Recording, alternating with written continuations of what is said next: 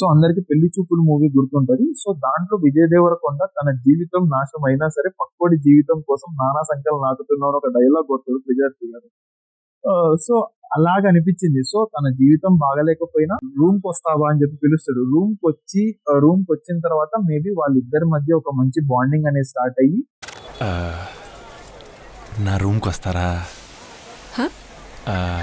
వాళ్ళు ఎదగడం కోసం ఇంటీరియర్ డిజైనర్స్ గా ఒక బిజినెస్ స్టార్ట్ చేస్తారని చెప్పి నేను అనుకుంటా ఉన్నా. And at the same time dialogues are very heart hitting. Heroine వచ్చేసి ఎంతమంది జీవితాలని నాశనం చేశావు అని చెప్పి హీరోయిన్ క్వశ్చన్ చేస్తే నేను నా జీవితం తప్ప ఎవరి జీవితం నాశనం చేయలేదండి అని చెప్పి అంటాడు. నేను నా జీవితం తప్ప ఎవరి జీవితం నాశనం చేయలేదండి. So that was a very good thing. ఎందుకంటే ఎవరి జీవితం ఎవరు నాశనం చేయలేరు, వాళ్ళ జీవితాలు వాళ్ళంతటికి వాళ్ళే నాశనం చేసుకుంటారు. That is bitter truth, but no one accepts it. Coming to the another point, so living కే ఛాన్స్ లేనుండి లివింగ్ రిలేషన్షిప్ లో బతికేస్తున్నా అని చెప్పి ఒక డైలాగ్ ఉంటుంది. లివింగ్ కే ఛాన్స్ లేనుండి లివింగ్ టుగెదర్ లైఫ్ బతికేస్తాం.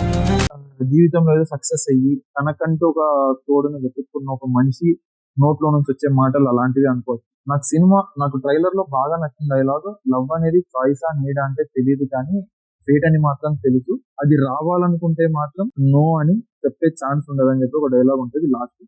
లవ్ చాయిసా నీడా నాకు తెలియదు, ఫేట్ అని మాత్రం తెలుసు, అది రావాలనుకుంటే నో చెప్పే ఛాన్స్ ఉండదు. So that was very heart hitting to the hearts of people. మనం ట్రైలర్ చూసుకుంటే హీరోయిన్ ని ఏదో క్వశ్చన్ చేసి చెప్పు అంటుంటే నేను చెప్తానని చెప్పి డిలే చేస్తూ చెప్తా అంటుందంటే దాంట్లో ఖచ్చితంగా ఏ అమ్మాయి అయినా సరే చెప్తా అనిందంటే దాంట్లో ఖచ్చితంగా ఏదో ఒకటి ఫిట్టింగ్ ఉంటది, జాగ్రత్త. So at the same time Ashwin Chandrasekhar గారికి మంచి ఛాన్స్ అని నేను నమ్ముతున్నాను. అండ్ మానస వారణాసి గారు యాజ్ ఎ మిత్ర, తనకి కూడా మంచి కంబ్యాక్, సంతోష్ శోభన్ గారికి కూడా మంచి కంబ్యాక్ అని చెప్పి నేను అనుకుంటా ఉన్నా. So it is going to be release on the Feb 14 on Valentine's day. So ఖచ్చితంగా ఫ్రెండ్లీగా ఉంటున్న కపుల్ కి గానీ, ఫ్రెండ్లీగా నటిస్తున్న కపుల్ కి గానీ, ఫ్రెండ్లీగా ఉండాలనుకుంటున్న కపుల్ కి గానీ ఇది ఒక మంచి సినిమా అని చెప్పి నేను నమ్ముతున్నా. Okay, all the best to the team of couple friendly. మంచిగా మనస్ఫూర్తిగా హిట్ అవుతుందని నేను నమ్ముతున్నాను, హిట్ అవ్వాలని చెప్పి మనస్ఫూర్తిగా కూడా కోరుకుంటున్నాను.